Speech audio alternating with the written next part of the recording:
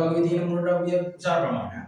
ඒතර මේ ප්‍රමාණය පිළිබඳව අධ්‍යයනය කරනකොට මුල ඉඳන් අගට හයිඩ්‍රජන් ඉඳන් ඉදිරියට ගමන් කරනකොට කොහොමද අධ්‍යයනය කරන්නේ?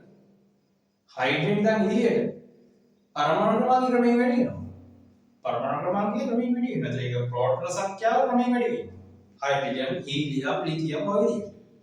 හයිඩ්‍රජන් 1යි, හීලියම් 2යි, ලිතියම් 3යි.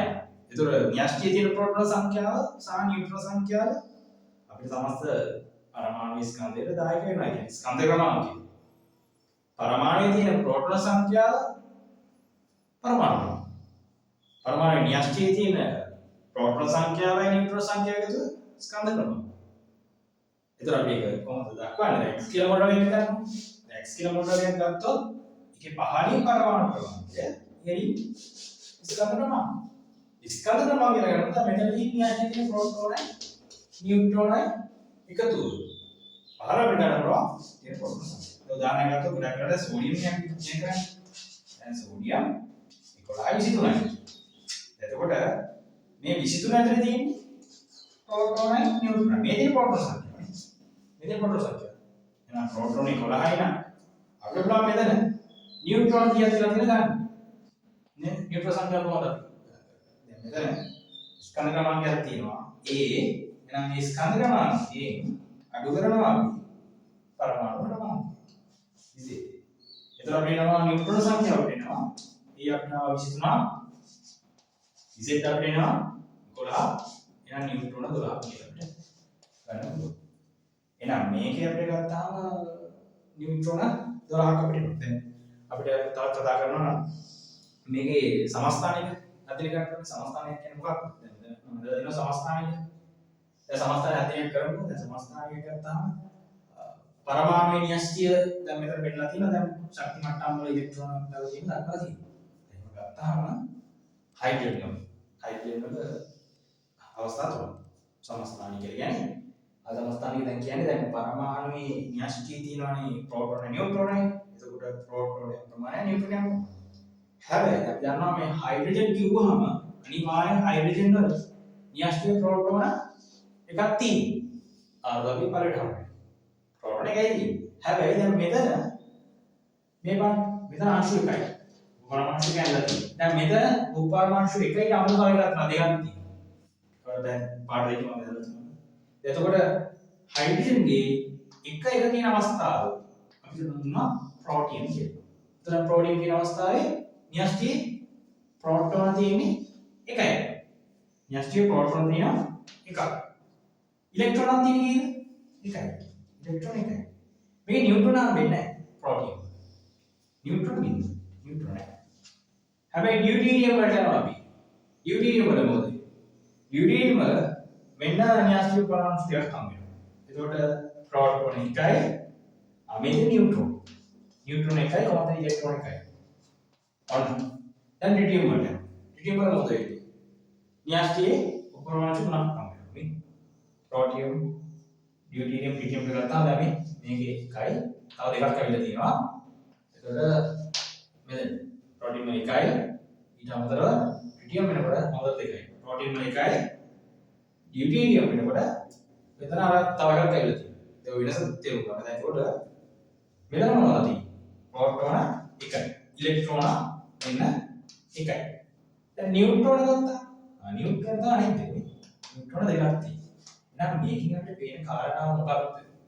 එකම මූලද්‍රව්‍ය පරමාණු. දැනගත්ත හයිඩ්‍රජන්. එකම මූලද්‍රව්‍ය පරමාණුවේ මොකද වෙන්නේ? න්‍යෂ්ටියේ තියෙන ප්‍රෝටෝන සංඛ්‍යාව නියතව තමයි. කියන්නේ ප්‍රෝටෝන සංඛ්‍යාව වෙනස් වෙන්නේ නැහැ. හැබැයි න්‍යෂ්ටියේ තියෙන මොනවද? නියුට්‍රෝන සංඛ්‍යාව ක්‍රමයෙන් වෙනස්. දැන් මේ පරිණාමස්ථ නියුට්‍රෝන තිබෙන්නේ නැහැ. ඩියුටීරියම් වල නියුට්‍රෝන එකක් කියලා. ට්‍රිටියම් වල නියුට්‍රෝන දෙකක් කියලා. එහෙනම් කිසියම් මූලද්‍රව්‍ය පරමාණුක න්‍යෂ්ටියේ තියෙන ප්‍රෝටෝන සංඛ්‍යාව නියතව තියෙනකොට වෙනත් නියුට්‍රෝන සංඛ්‍යාව තියෙනවා නම් ඊවට කියනවා කියලා සමස්ථානික අයිසෝටෝප්ස් කියලා. සමස්ථානික. එහෙනම් මේ සමස්ථානික නම් කරනවා ප්‍රෝටියම්, ඩියුටීරියම්, ට්‍රිටියම්. මෙතනදී න්‍යෂ්ටියේ ප්‍රෝටෝන එකයි, මෙතනත් න්‍යෂ්ටියේ ප්‍රෝටෝන එකයි, ට්‍රිටියම් වල න්‍යෂ්ටියේ ප්‍රෝටෝන එකයි හැදෙනවා වෙනස් වෙන්නේ. ප්‍රෝටියම් වල න්‍යෂ්ටියේ නියුට්‍රෝන සංඛ්‍යාව නැහැ 0යි. ඩියුටීරියම් වල නියුට්‍රෝන එකක් ඇවිල්ලා තියෙනවා. ට්‍රිටියම් වල නියුට්‍රෝන දෙකක් කියලා. සමස්ත න්‍යෂ්ටික ආරෝපණ අංශු 3ක් විතර එනවා. මෙතන න්‍යෂ්ටික අංශු 2යි, මෙතන න්‍යෂ්ටික අංශු 1යි. එතකොට අපි සමස්ථානික කියලා ස්ටෝක්ස් කියලා අපි මොකක්ද කියනවා නම් සමස්ථානික කියන්නේ කිසියම් මුල ද්‍රව්‍ය පරමාණුවක න්‍යෂ්ටි වෙන නියුට්‍රෝන සංඛ්‍යා පැවතීම හෝ පරමාණුක න්‍යෂ්ටි නැත්නම් පරමාණුක වෙනස් ස්කන්ධ ක්‍රමාංක පැවතීම සමස්ථානික කියලා හඳුන්වනවා. එතකොට තමයි අපිට මෙන්න මෙතන වැදගත් වෙන්නේ. x කියලා මොනවද ගත්තොත් ඒකේ පරමාණු ක්‍රමාංකයේ ඉසෙන් කියන සංකේතේනොත් ස්කන්ධ ක්‍රමාංකය කැපිටල් A කියන සංකේතෙනොත් දක්වන්න පුළුවන්. කැපිටල් A කොට එතන තියෙන ප්‍රෝටෝනයි නියුට්‍රෝනයි දෙක එකතුව Z කණින් හඳුන්වන්නේ පරමාණු ක්‍රමාංකයේ න්‍යෂ්ටි දෙන ප්‍රෝටෝන සංඛ්‍යාව. එතකොට ආවර්තකයේ තියෙන මූල ද්‍රව්‍ය වලින් හයිඩ්‍රජන් දා ඉදිරියට ගමන් කරනවා. ඒ මූල ද්‍රව්‍යයට අදාළ ප්‍රෝටෝන සංඛ්‍යාව තියෙනවා. ඒ කියන්නේ මූල ද්‍රව්‍ය දෙකක් සම්බන්ධ වෙනකොට හයිඩ්‍රජන් හයිඩ්‍රජනුයි කැල්සියම් සම්බන්ධ. දැන් කැල්සියම් ප්‍රෝටෝන 20යි. හයිඩ්‍රජන් එකයි. ඒ කියන්නේ හයිඩ්‍රජන්ගේ න්‍යෂ්ටික ප්‍රෝටෝන එකයි ශක්ති මට්ටම් වල ඉලෙක්ට්‍රෝන දෙක එකයි. කැල්සියම් ගත්තාම පරමාණු ක්‍රමාංකය 20යි. එතන මොකක්ද තියෙන්නේ? කැල්සියම්ගේ න්‍යෂ්ටික ප්‍රෝටෝන 20ක් තියෙනවා. ශක්ති මට්ටම් ඉලෙක්ට්‍රෝන 20ක් තියෙනවා. එහෙනම් අවර්තකයේ මූල ද්‍රව්‍ය දෙකකට මූල ද්‍රව්‍ය දෙකක් සලකනකොට පරමාණු ක්‍රමාංකය සමාන වෙනවද? සමාන වෙන්නේ නැහැ. සමාන වෙන්නේ නැහැ. එහෙනම් පරමාණු ක්‍රමාංකය වෙනස් වීම නිසා ඒ මුල වෙනස් වීම නම් පරමාණු ක්‍රමාංක වෙනස් වීම නිසා ඒ මුලගේ තියෙන ගුණය ස්වභාවයෙන් වෙනස් වෙනවා. ඉලෙක්ට්‍රෝනත් වෙනස් වෙනවා ඊට සාපේක්ෂව. ඒ රසායනික විද්‍යාවට ගොඩක් වෙලාවට අපි දන්නවා ඉලෙක්ට්‍රෝන පිටකිරීමෙන් නැත්නම් මුල ඉලෙක්ට්‍රෝන පිටකිරීමෙන් කඩන හදනවා. නැත්නම් මේවා ඉලෙක්ට්‍රෝන ලබා ගැනීමෙන් නඩයන් හදනවා. විද්‍යුතතාවය වැඩි. ඒවා විද්‍යුතතාවය වැඩි නම් අවර්තකයේ වමේ සිට දකුණට යනකොට මේ විද්‍යුතතාවය වැඩි. විද්‍යුතතාවය වැඩි වෙනවා කියලා කියන්නේ ඉලෙක්ට්‍රෝන රැක ගන්න ලබා ගැනීමේ සම්භාවිතාවය වැඩි වෙනවා. ඒතර ඍණායන සෑදීමේ සම්භාවිතාවය වැඩි වෙනවා.